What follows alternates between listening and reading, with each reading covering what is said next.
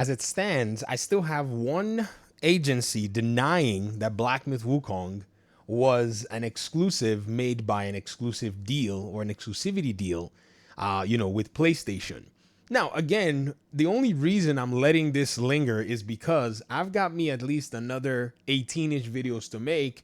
So shout out to Edmar Lomba. Is a person that I just started asking this question on this Discordance post, and I will check in from time to time on their denial. This person is asking for a fantastical level of evidence, and the fantastical level of evidence is being presented to them. They're being given everything that they need to pretty much draw their own conclusion, but their conclusion is that, please, can you show me a link of the deal? That's literally where we're at, where I have someone asking me to send them a link of the Black Myth Wukong deal. See, this, I love it. Because you see, people who want to basically go ahead and, argue in, I would say, maybe bad faith, or maybe not want to argue in good faith, but want to basically dance around reality, they'll do stuff like this. This is basically one of those things where they're asking for evidence that is right in front of them. So in their minds, they want to find a place where PlayStation said that Black Myth Wukong was an exclusivity deal game.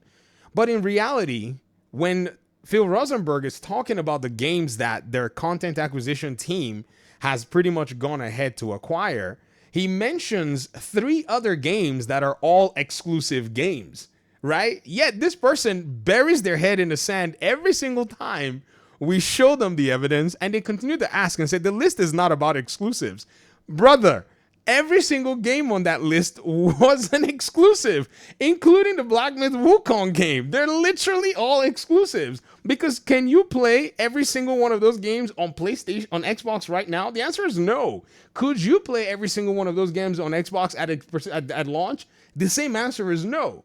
So again, like I said, ladies and gentlemen, you see this whole talk about PlayStation and its exclusivity and whatnot, and developers not wanting to develop for PlayStation because the juice is not worth the squeeze. It's a dead, stupid, and very trashy talking point that was set up by a lot of these talking heads.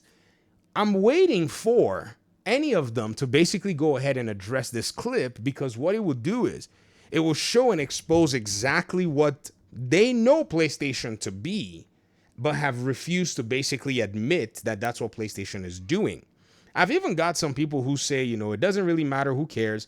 But you have to understand that in this gaming industry, and as somebody who is coming to the gaming conversation and has said that the gaming industry is changing so much, and has interpreted even PlayStation's own business ideas that they've presented out there as, in a sense, needing a revamp, it does matter.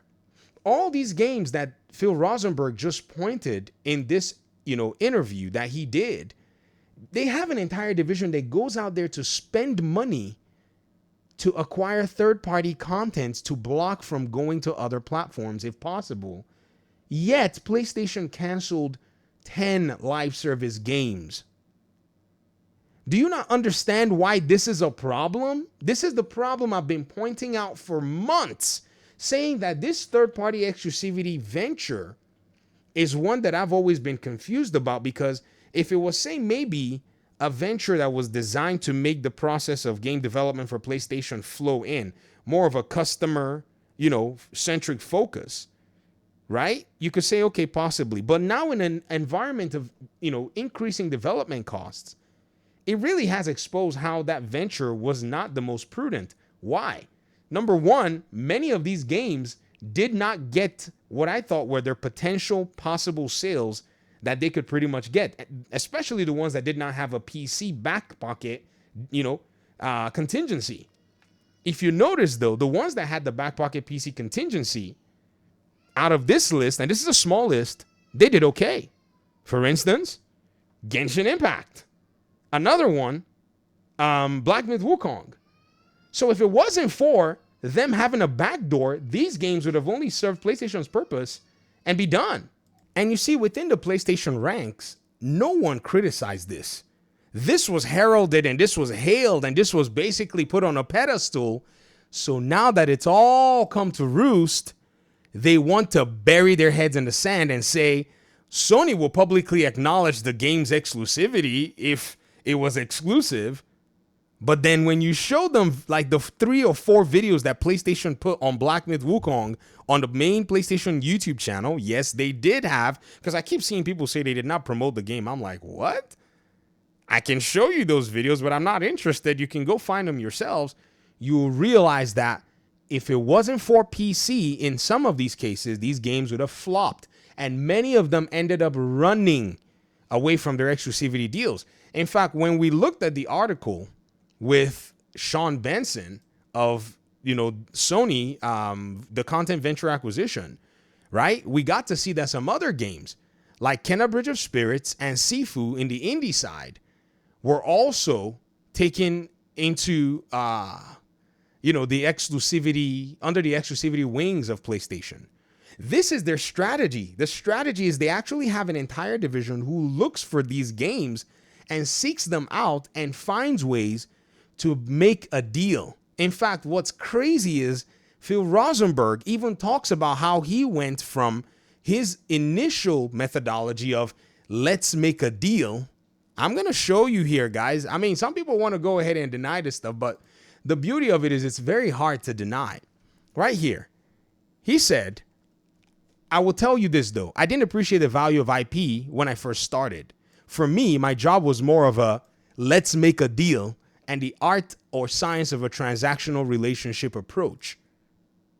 This is literally the approach that they are taking. Cutthroat, get out there, get a deal, block it from going anywhere else, make PlayStation appear to be the best place to not only play any games, but third-party games out there.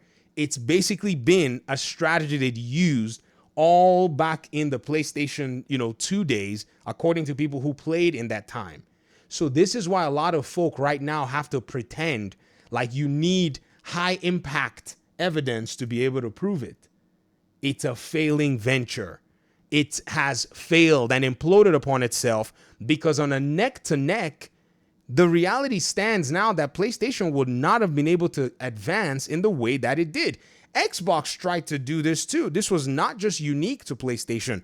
Another thing that needs to be said, when they gave Platinum Games money to make a second-party game for them, when they timed exclusively blocked Rise of the Tomb Raider from going into PlayStation, and when they did whatever they did back in the 360 days, some worked, some didn't work. But in the Xbox One days, it just did not work. And Phil Spencer has always been a custodian. He never really had believed in this. You could tell. He seemed to kind of have like one foot in, one foot out in this, particular, exclusivity paradigm. He'd always wanted to break this thing and shatter it to crap. Because I'm sure Phil Spencer, being one of the guys that actually goes out there to talk to gamers, a few of these PlayStation guys do. It's not until they retire or they leave do they do interviews. While they're in the company, they're not doing interviews with a lot of the gamers out there. They're doing interviews with the big magazines while they're still employed. Phil Spencer is doing interviews with the guys in t-shirt and jeans sitting back in a podcast. And so he's got to talk to gamers on the ground. So I don't know any CEO that takes that approach with gamers that's going to say, yeah, let's do exclusivity. Like, it's not possible. It's not possible. You feel me? So this is really good that we're starting to see this particular thing fissure. And again, I'm just going to keep asking and I'm going to keep presenting the same evidence over and over and over again. And at the point when I'm already done, right? This person is, oh, look, while I was making this video, this person says, you're still not proving Wukong is an exclusive. Only speculation so far. I'm not, required to prove what Phil Rosenberg has already proven. I mean, these folk will continue to gaslight you to make you seem like you're crazy, but you're not crazy. You're not crazy. We know exactly what's going on. The game was locked to PlayStation because it was already announced to be going to Xbox. That's it. If they wanted an exception for the Series S, they could have gotten an exception for the Series S, just like the developers at Baldur's Gate 3, Larian did. So all of this nonsense about the Series S as well, I'm going to try to make another video for it. And we'll talk pretty soon in another one. Thanks so much for watching the video, guys. Peace out.